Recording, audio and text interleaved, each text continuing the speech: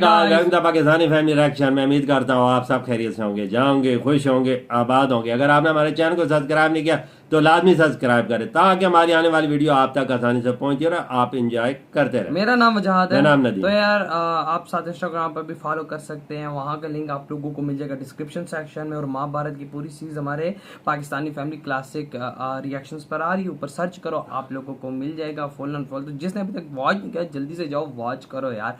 तो यार world countries demand India permanent seat, यानी यूएन के अंदर पूरी दुनिया यानी डिमांड कर रही है कि इंडिया को परमानेंट सीट अब दे दो। ये वीडियो का टाइटल है, जल्दी से वॉच करते हैं। बिल्कुल। तो यार ओरिजिनल वीडियो का लिंक मिल जाएगा डिस्क्रिप्शन में, लाजमी कीजिए चैनल को सब्सक्राइब। वैसे मिलनी चाहिए यार, जितना बड़ा देश इंडिया है।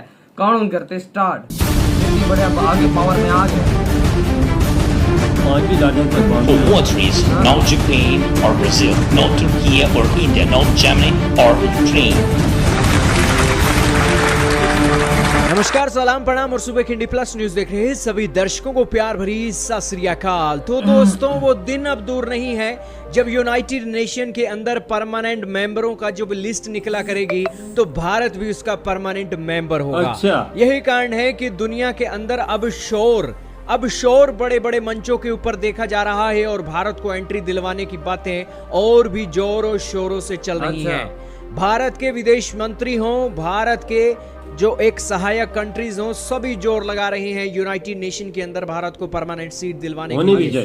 दोस्तों क्या हुआ है, सब कड़ियां आप जोड़कर आपको बताएंगे कि क्या हुआ है। फ्रांस के राष्ट्रपति इमानुएल मैक्रोन यूनाइटेड नेशन के अंदर अपनी स्पीच देते हैं। उस स्पीच के अंदर वो जिक्र करते हैं कि भारत को भी एक परमानेंट मेंबर देनी चाहिए, परमानेंट मेंबरशिप देनी चाहिए। उसके बाद अमेरिका के राष्ट्रपति जो बाइडेन आते हैं, वो भी भारत को इस परमानेंट सीट की एक मेंबरशिप देने की बात बोलते हैं। फिर दोस्तों यूक्रेन के जो राष्ट्रपति हैं उन्होंने अपनी एक स्पीच दी। उस स्पीच में भी उन्होंने जिक्र किया कि भारत, ब्राजील जैसे, जापान जैसे देशों को United nation of security council का परमानेंट मेंबर क्यों नहीं बनाया गया है। उनका कहना है कि जिस हिसाब से रशिया जो काम कर रहा है रशिया यूक्रेन की वॉर के अंदर, और जिस तरीके से यूक्रेन काम कर रहा है और वेस्टर्न कंट्रीज जिस तरीके से हमें सपोर्ट कर रही हैं, उस कारण से हमें कोई रीजन बताओ कि आखिरकार ये देश क्यों शामिल नहीं है परमानेंट मेंबर के तौर पर। हालांकि यूक्रेन के जो राष्ट्रपति हैं उनका कोई बड़ा ओहदा नहीं है, लेकिन फिर भी दोस्तों जो ये सिचुएशन है वो सिचुएशन इसलिए महत्वपूर्ण हो जाती है क्योंकि यूक्रेन के राष्ट्रपति की सपोर्ट में बहुत से देश हैं। जब यूक्रेन के राष्ट्रपति अपनी एक स्पीच देकर हटे थे तो एक United nation of general assembly के अंदर जो वेस्टर्न कंट्रीज हैं उन्होंने स्टैंडिंग ओवेशन दी थी और क्लैपिंग भी की थी। तस्वीरें आपके सामने हैं, जिस कारण से आप समझ सकते हो कि ये जो बात है भारत को परमानेंट मेंबरशिप देनी चाहिए, ये बहुत दूर दूर तक जाने वाली है। उन्होंने आखिरी में ये बात भी बोली कि ये जो एक मेंबर कंट्रीज हैं इन्हें बहुत जल्दी परमानेंट मेंबर बनाया जाएगा और पूरी दुनिया देखेगी कि वो समय भी आने वाला है। बेसिकली दोस्तों रशिया हो, अमेरिका हो, फ्रांस हो, यूक्रेन हो, दुनिया के सभी देशों के अंदर लगभग ये एक बात चल रही है, सिर्फ चाइना को छोड़ दिया जाए और चाइना ही हर बार एक अड़ंगा अड़ा देता है परमानेंट मेंबरशिप को लेकर। लेकिन आखिरकार वो भी कब तक परमानेंट अड़ंगा अड़ाएगा, क्योंकि यहाँ पर जब एक परसेंटेज ही ज्यादा हो जाएगी।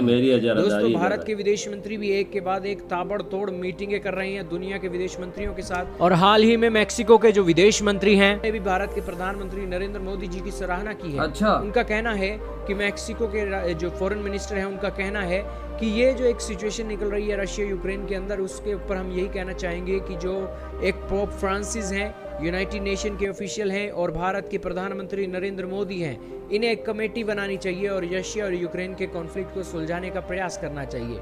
हालांकि मैक्सिको के फॉरेन मिनिस्टर की ये जो बात है बहुत सही है, लेकिन जब कोई एक प्रॉब्लम है उस प्रॉब्लम का कोई सोल्यूशन निकालना चाहता हो तो कोई वो कमेटी बने।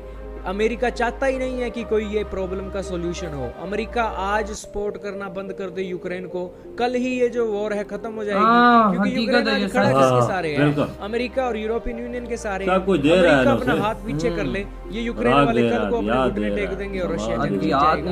यही कारण है कि ये सॉल्यूशन निकालने के लिए प्रयास दोनों तरफ से होने चाहिए।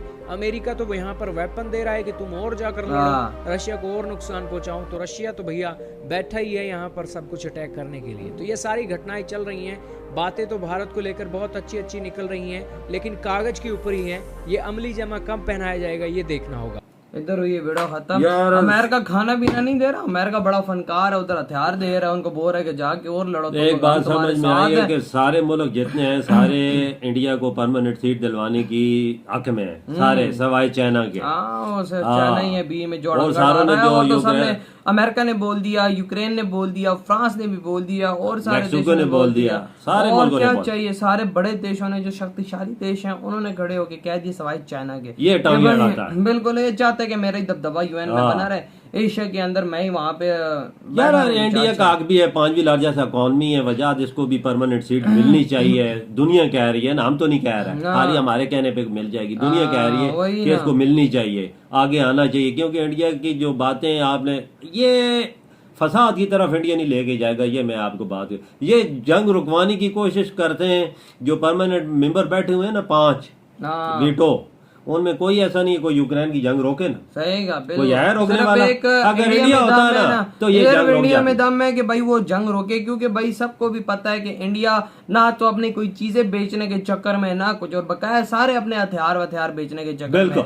भाई अमेरिका हथियार बेच रहा है, वो अमेरिका का क्या टारगेट है, रशिया को कमजोर करना। तो भाई वो तब यूक्रेन को पैसा और हथियार दे रहे, भाई जाओ तुम लोग लड़ो, हम यार किस्म की चीजें दे रहे हैं। उल्टा यूरोप भी यही चाहता है कि रशिया वीक पड़े और भाई उनको बिल्कुल अमेरिका आज सपोर्ट करना छोड़ देते, कल जंग खत्म हो जाएगी। ये सोल्यूशन है। सही, बिल्कुल यही सोल्यूशन है। लेकिन अमेरिका कहता है ये चाहता नहीं है, ये चाहता उसका टारगेट ये है कि रशिया कमजोर हो, ये टारगेट। लेकिन रशिया कमजोर नहीं हो रहा, क्योंकि उसके साथ मजबूत है। सही कहा, लेकिन उसके साथ इंडिया खड़ा हुआ है, इस वजह से वो वीक नहीं पड़ा, क्योंकि दुनिया का 5वां सब दूसरा तीसरा शक्तिशाली देश उसके साथ खड़ा है।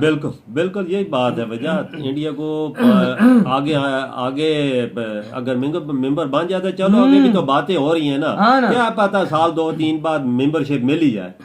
ये भी है, अगर बातें हो रही है ना, अगर किसी मुल्क के बातें हो तो समझ के ना वो बन सकता है, उसमें इतनी ताड़ है, उसमें इतनी ताकत शक्ति है। सही कहा। देखो यार 80-85% अगर वोट इंडिया के हक में आते हैं कि भाई इंडिया को परमानेंट मेंबर बनना चाहिए, तो डेफिनेटली इंडिया फिर चाइना कुछ भी नहीं कर सके। चाइना क्या कर सकता है यार, मैं तो कहता हूँ इंडिया को आना चाहिए भाई, और छोटे मोटे देश बने ये चाइना चीज कुछ नहीं होता कि हम एशिया में 2 बड़ी ताकतें हो जाएंगी, अगर मैं भी हूँ तो चलो इंडिया भी हो जाए, ये चीज उसे रास नहीं है ना। आप नहीं चाहो, आप चाहो कि आपके मोहल्ले वाला आपसे आगे निकले, ये बात आती है ना इधर सबसे आगे। और सबसे मेन बड़ी बात यह है कि भाई कोई नहीं चाहता कि कोई देश आगे निकले और भाई अगर उसके मुकाबले में आए, उसके मुकाबले। और इंडिया, अगर इनको परमानेंट इंडिया को सीट नहीं भी मिलती तो इंडिया इतना अपना दबदबा रखता है कि मुंह पे अगले को बोलने के हकदार। बिल्कुल वजह तो लोगों ऐसी बातें कंट्री को बोली है जो चाइना ने कभी नहीं, चाइना ने कभी बोली है इसको, पुतिन को बोला है कि जंग रोको, कभी बोला है ना? अमेरिका को नहीं, वो नहीं बोलता भाई, वो चुप ही रहता है। ये मोदी जी का दम था कि जिन्होंने पुतिन के सामने बैठ के खोल के बातें की और उनको बोला कि जंग रोको यार, अमन आओ। वही ना, तो यार इधर बड़ा खत्म करते हम ना, बहुत ज्यादा खैर